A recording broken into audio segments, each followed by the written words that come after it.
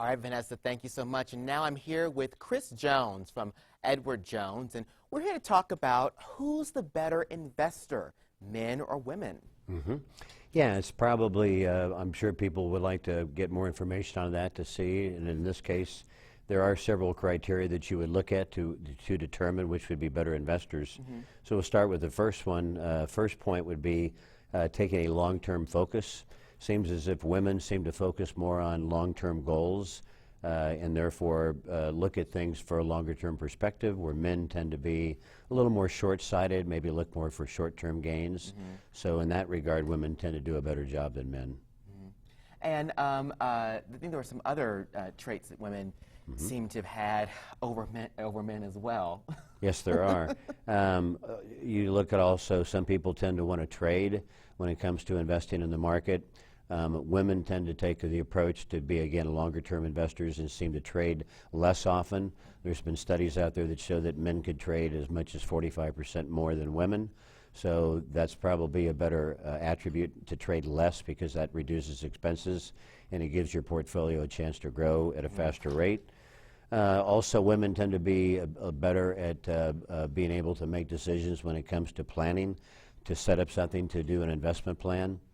Men tend to maybe procrastinate more, and I think women are also more prone to want to take advice from professional investment advisors. Men tend to seem to think they can maybe time the market sometimes when it comes to investing, which is not often very easy. And then last but not least, women seem to be more risk adverse when it comes to investing. Men seem to want to be willing to take on a little more risk factor in order to maybe think they might get a better return.